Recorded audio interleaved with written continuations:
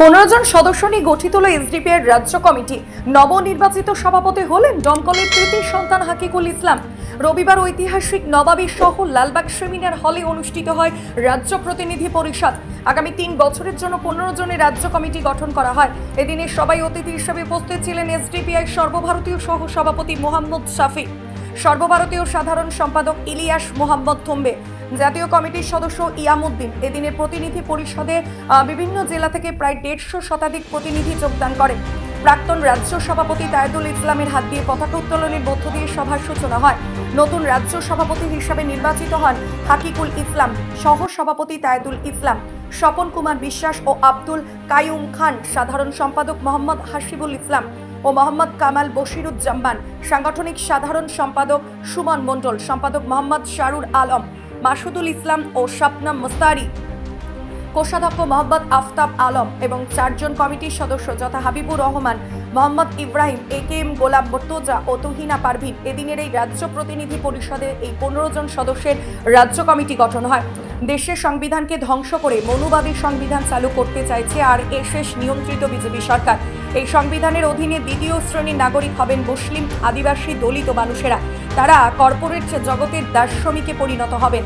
তাই এই বিজেপি সরকারকে ক্ষমতা থেকে সরিয়ে দিতে বিজেপি বিরোধী সকল দলকে ঐক্যবদ্ধভাবে কাজ করতে হবে। এই আহ্বান জানান সোশ্যাল ডেমোক্রেটিক পার্টি অফ ইন্ডিয়ার সর্বভারতীয় সহ সভাপতি মোহাম্মদ শাফি। গঙ্গা ভাঙন প্রতিরোধ, রাজ্য সরকারের দুর্নীতি, শিক্ষার বেহাল দশা, মুর্শিদাবাদ বিশ্ববিদ্যালয়ের অব্যবস্থা সহ একাধিক ইস্যুতে মুখ খুলতে দেখা যায় এসডিপিআই নেতাদের।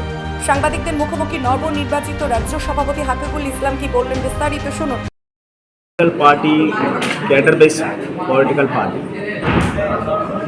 এখানে আমি সভাপতি হয়েছি, তার বিশেষ কোনো আলাদা কোনো মেরিট নেই।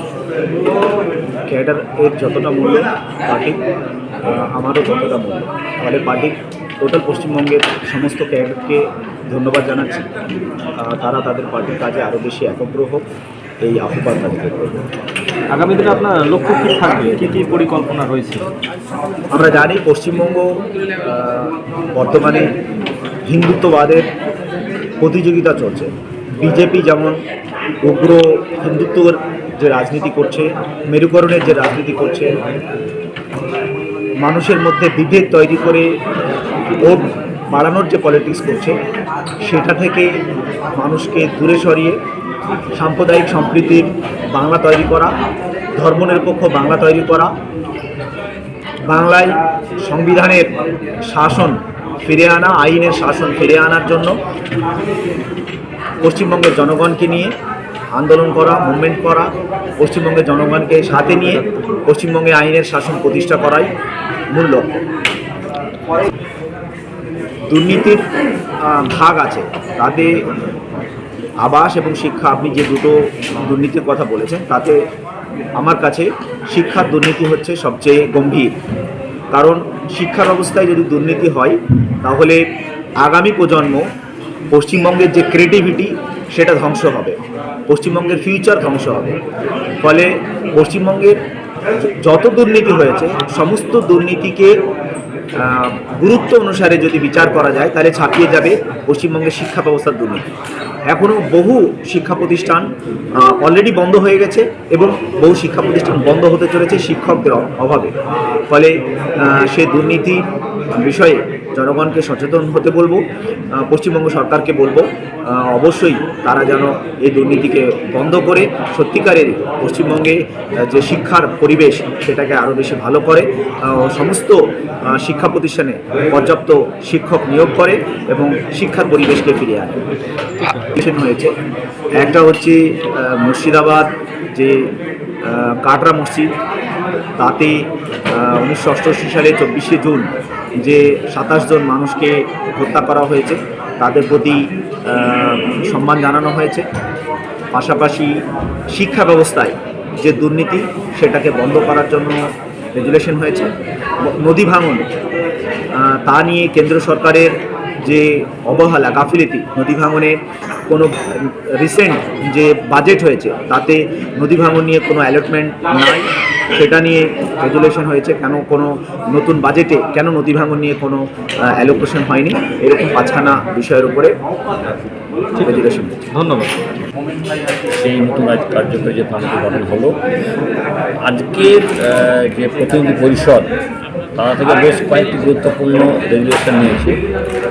তার মধ্যে একটা হচ্ছে যে সম্প্রতি দেখা যাচ্ছে যে মিডিয়ার একটা অংশ, বিশেষ করে কর্পোরেট পোষিত মিডিয়া, যাকে সবাই এখন বলছে গদি মিডিয়া, সেই গদি মিডিয়া মিথ্যা প্রচারের মধ্য দিয়ে মুসলমানদের বিরুদ্ধে একটা জিহাদ ঘোষণা করেছে এবং বিশেষ করে মুর্শিদাবাদকে তারা টার্গেট করেছে।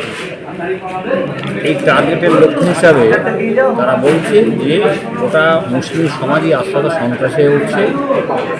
এই প্রচারটা করতে গিয়ে বলছে যে মুর্শিদাবাদ সহ সব জায়গায় যে মাদ্রাসা, সেই মাদ্রাসাগুলো হচ্ছে সন্ত্রাসবাদের আখড়া, সেখানে সন্ত্রাসবাদের চাষ হচ্ছে, সন্ত্রাসবাদের কারখানা, এবং সেই সূত্র ধরে তারা নিরীহ সাধারণ মানুষকে ধরছে, সন্ত্রাসবাদী বলে চালাচ্ছে।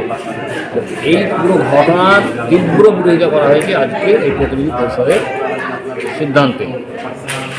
দ্বিতীয় আরেকটা বিষয় হয়েছে যে মুর্শিদাবাদ জেলায় যে মুর্শিদাবাদ বিশ্ববিদ্যালয় আছে, সে মুর্শিদাবাদ বিশ্ববিদ্যালয় তার জন্মলগ্ন থেকে পঙ্গু, হ্যান্ডিক্যাপ, মানে যখন সন্তান জন্ম হয় পঙ্গু হয়ে যে অবস্থা থাকে সেরকম অবস্থা। ফলে আজকের প্রতিনিধি পরিষদ খুব জোরালোভাবে এই দাবি তুলেছে যে মুর্শিদাবাদ বিশ্ববিদ্যালয়কে খুব দ্রুত অন্যান্য বিশ্ববিদ্যালয়ের দিকে নিয়ে যেতে হবে, অর্থাৎ তার নিজস্ব বিল্ডিং থাকবে, সেখানে স্থায়ী শিক্ষক থাকবেন এবং সেখানে অনেকগুলো বিষয় পড়ানো হবে ইত্যাদি। এবং সেই সাথে সাথে আমরা জানি যে মুর্শিদাবাদ জেলায় এখন পর্যন্ত কোনো সরকারি কলেজ নেই। সেই সরকারি কলেজ যাতে অন্তত একটা হয় মুর্শিদাবাদ জেলায়, সে দাবি আমরা জোরালোভাবে আজকে এই প্রতিনিধি পরিষদের মিটিংয়ে গ্রহণ করেছি। আমরা জানি যে বেশ কিছুদিন থেকে ভগবানগোলা ব্লকে একটা সরকারি কলেজ করার দাবি উঠেছে, সেই আন্দোলনের সাথে আমরা প্রথম থেকে আছি। আমরা চাইছি যে সরকার যদি ভবনগোলাতেও একটা সরকারি কলেজ চলে, তাহলে সেই আন্দোলনটাকে সফল করবে। এরকম আরও মোট গঙ্গা ভাঙন নিয়েও পদ্মা ভাঙন নিয়ে তো আমরা ইতিমধ্যে অনেক আন্দোলন করেছি। আজকে সিদ্ধান্ত হয়েছে যে গঙ্গা ভাঙন নিয়ে আমাদের আরও সামনে বৃহত্তর আন্দোলন করতে হবে এবং আগামী 1 বছর ধরে লাগাতার একটা প্রোগ্রাম থাকতে হবে। গত পরশুদিন এবং গতকাল বাজেটে